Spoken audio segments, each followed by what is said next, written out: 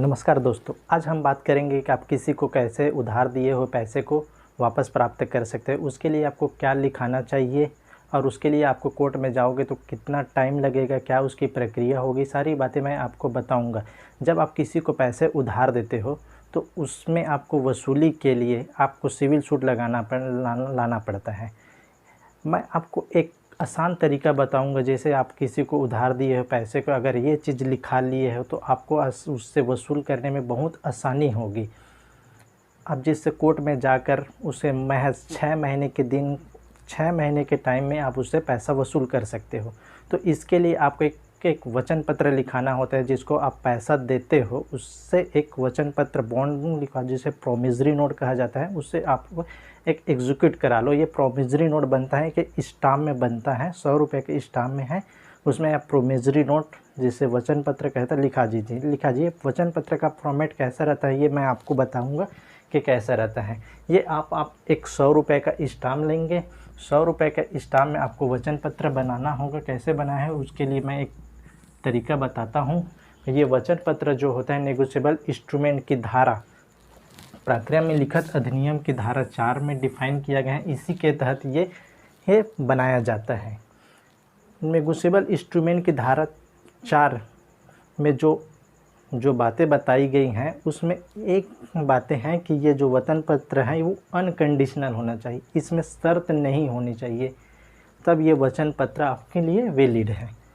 तो और मैं एक बात और बता दूं, आपका जब नेगोशिएबल इंस्ट्रूमेंट हम लोग देखते हैं तो इसमें कहीं भी कोई इसके वचन पत्र का फॉर्मेट नहीं दे रखा है। ये एक फॉर्मेट है जिसे हम लोग बना के लागू करते हैं। ये इस फॉर्मेट में देते हैं। तो वचन पत्र का फॉर्मेट जो होता है, जो बनाए वो ये में है। ये 100 रुपये के स्टाम्प पेपर में हो, कहीं से बना सकते हो। तो वचन पत्र है, यहाँ हेडिंग में आपको वचन पत्र लिखना है।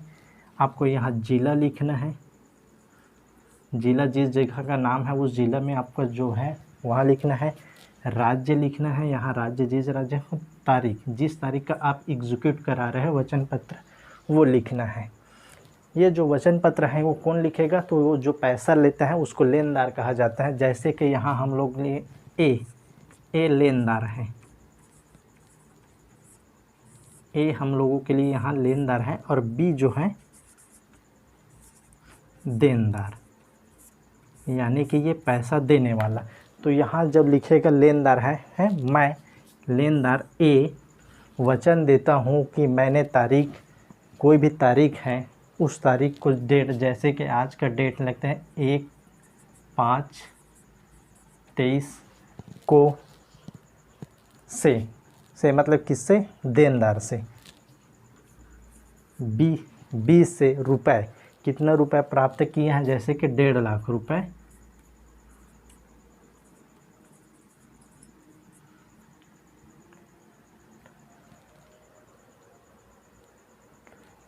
डेढ़ लाख लिया हूँ, जो कि मैं निर्धारित तारीख को मूलधन एवं ब्याज सहित, जिस तारीख को आपको वापस करने के ड्यू डेट रहेगा, जिस तारीख को उसको रकम वापस करने का एक डेट फिक्स करोगे उस तारीख को लिख दो। जैसे कि मैं इस दिसंबर का 31/12/2023 इसका लास्ट डेट कर देता हूँ। इस तारीख तक मुझे आप पैसा रकम लौटा दीजिएगा। वापस देने का वचन देता हूँ। कौन देगा वचन, ए, जो पैसा लेनदार है वो वचन देता है, जिसमें मुझे किसके द्वारा, बी के द्वारा, देनदार के द्वारा ब्याज पर, आप यहाँ जो ब्याज पर कितने प्रतिशत ब्याज पर उसे मासिक दे रहे हो या वार्षिक दे रहे हो उसका उल्लेख कर दीजिएगा। जैसे कि मैं यहाँ मासिक का उल्लेख कर रहा हूँ 3% प्रति मास 3% रुपए। कितने रुपए हैं, 1,50,000 दिए हैं, जो मैं निर्धारित समय पर मूलधन एवं ब्याज सहित लौटाने का वचन देता हूँ।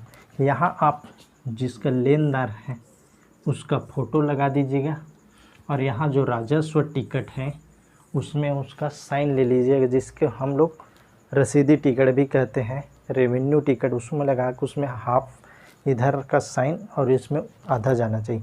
फिर यहाँ जो है लेनदार का पूरा नाम, हस्ताक्षर, पता जो है पूरा इसका एड्रेस लीजिए। यहाँ देनदार का पूरा एड्रेस रहेगा, नाम पता उसका वर्णन, और दो गवाह रहेगा। एक गवाह यहाँ लिख दीजिएगा, है ना। गवाह नंबर 1 का पूरा नाम पता साइन हस्ताक्षर लिख दीजिएगा। यहाँ दूसरा गवाह नंबर दूसरा का नाम पता हस्ताक्षर पूरा डिटेल वर्णन कीजिएगा। और इसको एक वैलिड रूप में देने के लिए नोटरी के समक्ष इसको नोटराइज करा दीजिएगा। तो ये क्या हो गया, प्रॉपर वैलिड डॉक्यूमेंट हो गया। तो ये आपका एक वचन पत्र पूरी तरह से फॉर्मेट हो गया। ये फॉर्मेट में आप लिखवा के रख लो। यदि लेनदार पैसा देने में व्यतिक्रम करे, यानी देने में ना देने में हिचकिचाए, तो आपको इसको वसूली के लिए 6 महीने के प्रोसीडिंग के तहत आप वसूल कर सकते हो। जैसे अब इस तारीख को पैसा नहीं दिया तो आप क्या करोगे, उसे मांगोगे, पैसा नहीं दे रहा है तो आप क्या करो, एक लीगल नोटिस उसके घर में भेजो। उसके बाद आप कोर्ट में जाके एक ऑर्डर CPC के यहाँ सिविल प्रक्रिया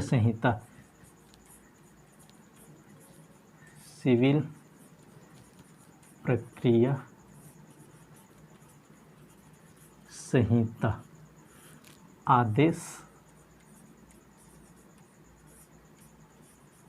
37 में ये प्रावधान रखा है कि इस चीज़ के लिए समरी ट्रायल चलेगा, संक्षिप्त विचारणा चलेगा, जिसमें महज कोर्ट जो है 6 महीने के अंदर आपको पैसे वसूली के लिए आदेश कर देगा। सिविल प्रक्रिया संहिता का आदेश 37 में इस बात का प्रावधान लिखा है कि वचन पत्र विनिमय या हुंडी इस चीज़ के बारे में जो है समरी ट्रायल करा सकता है। और ये जो है अगर वचन पत्र आप लिखाए रहोगे तो महज आदेश सिविल प्रक्रिया संहिता के आदेश 37 के तहत आप कोर्ट में जाकर इसे 6 महीना के लिए वसूली के लिए आप सूट ला सकते हो। तो आपके जो पैसा किसी को दे रहे तो वो आपका पैसा डूबेगा नहीं। प्रॉपर समय में कोर्ट में जाकर आप एग्जीक्यूशन इस चीज़ के लिए करा सकते हैं, वसूली के बाद ला सकते हैं, जो महज 6 महीने के अंदर आपको प्राप्त हो जाएगा। कई लोग आप क्या करते हैं, एग्रीमेंट इकरारनामा लिखा ले रहते हैं। इकरारनामा में जो प्रोसीडिंग है वो बहुत लंबी चलती है, उसमें एविडेंस होगा, समन्स नोटिस, सब एक लंबा प्रोसीडिंग में रहता है कोर्ट में। लेकिन इसमें वचन पत्र में आप सिविल प्रक्रिया संहिता की धारा आदेश 37 के तहत आप महज 6 महीने में जाकर इसको वसूली के लिए वाद ला के अपना देनदार से पैसा वसूल कर सकते हो। तो एक छोटी सी जानकारी है जिसको मैं आपको बताया कि अगर आप किसी को पैसा दे रहे तो एक वचन पत्र इस फॉर्मेट में लिखा लीजिएगा। इस फॉर्मेट में अगर आप वचन पत्र ऐसे टाइप बना कर किसी भी ऐसे बनाते हो वचन पत्र, तो आपको पैसा वसूली में ज़्यादा दिक्कत नहीं होगी। धन्यवाद।